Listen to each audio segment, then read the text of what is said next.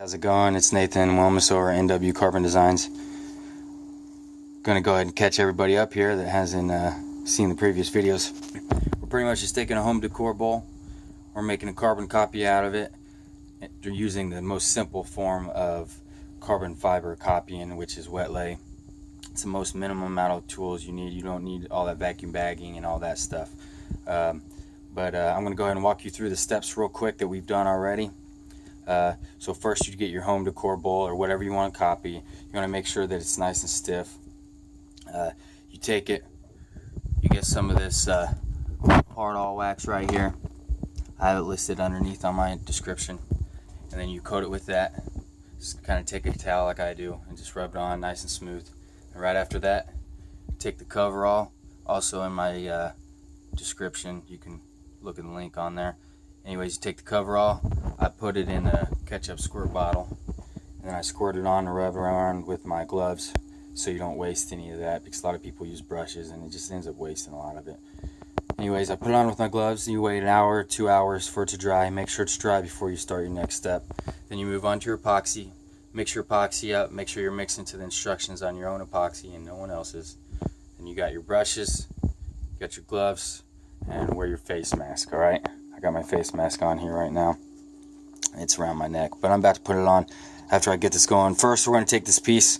I just demolded it, so now the inside's not completely smooth because the thing that we were using wasn't completely smooth. So ideally, you want to carbon copy something that's smooth, so you get a smooth surface on the inside. But if you want to copy something that's not, it's no big deal. You just take it after you pull it off. It's going to leave some marks in here, and you're just going to sand it a little bit. And then after we sand it, we're actually going to coat it again, and we're going to do 2 or 3 coats. So after this next coat dries, we're going to sand it again, and then after the next coat, we're going to sand it again. So eventually, all it's going to smooth out a little bit. Pretty much right here, right now, I'm going to put the phone down, and we're going to go through it. But first, I wanted to walk through 2 steps real quick. Whenever you're molding this, you want to make sure, because since we're coating the inside, I got these perfect lips aiming upward right now. So whenever I go to epoxy it, all the epoxy stays on the inside and it doesn't go and run down the beautiful outside that we already have, okay? So I'm going to go ahead and set the phone down, and we're going to start brushing it on. Should be pretty much the same steps as brushing the other side on, except that we want to make sure not to get it down on the outside of the barrier so it doesn't go on the side that's already finished. So I'm going to start right around the rim. Just work my way around that way, because if you start around the rim, all the excess is just going to flow down the middle, and you don't want too much down there. So go ahead and start around the rim and let the excess flow down in there, and then use that excess a little bit later on to help fill in the middle. And again, I got extra epoxy here because I have a couple other projects I'm doing. But make sure to get this on all around the sides. Hope you guys can see it good. My cup's probably trying to block it a little bit. Yeah, I'm just getting on extra thick on the sides because I need that epoxy for the middle anyways. So now I've done that, I'm just going to set that down.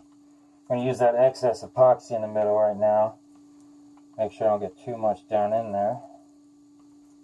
Alright, it's looking real good. Alright.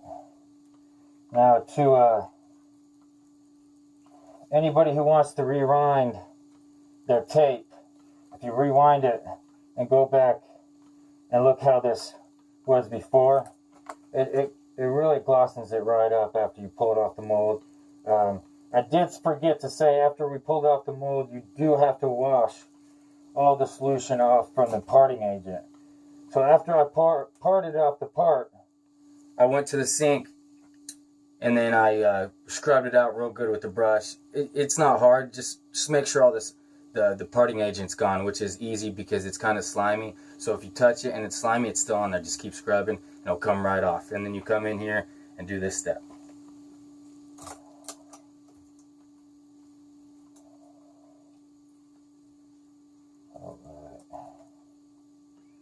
So we're pretty much done here.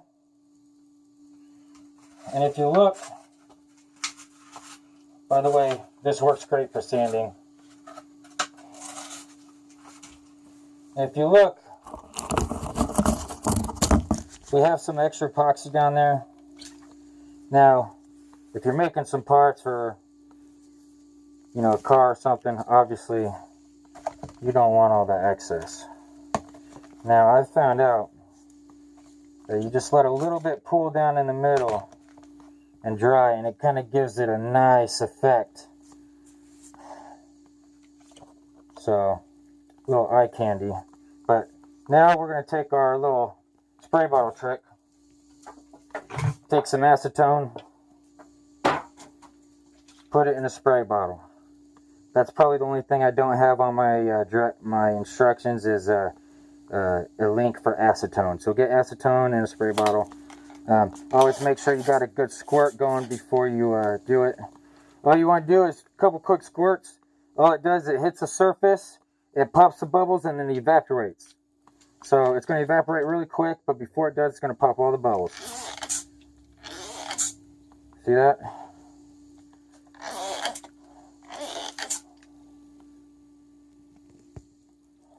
There.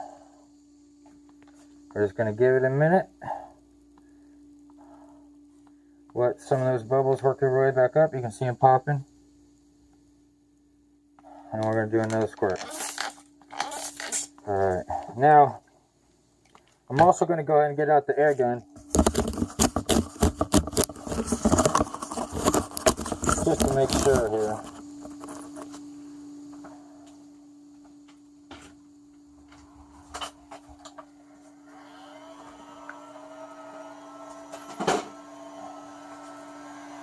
You just take your air gun and slowly go around. Helps smooth it out, and it helps pop the bubbles that are remaining.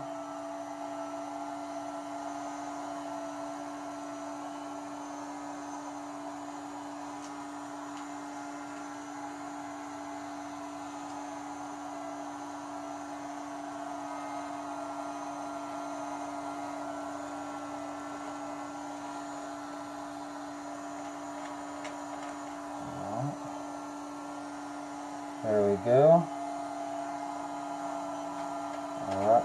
Now I have a couple other projects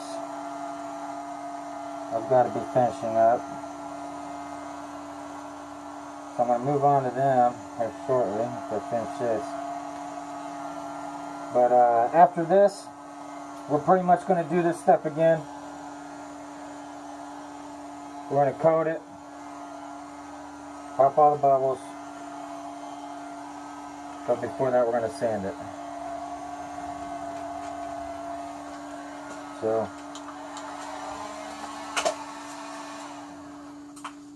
turn that off. Alright, but here we have it. We're going to let it sit and dry. We're going to leave the extra epoxy in there because that's how I like it. Rub it around in there, get it nice and thick. You can even come back a little bit later and do this, but I suggest not doing it because it'll make it uneven. I'm doing it now because it'll self-level itself back out. So, I got that. I'm just going to let it sit. Like I said, I got some more epoxy. I'm going to finish up with a couple projects. So, hope you guys had fun watching that one, and we got more to come. Thanks. Over and out.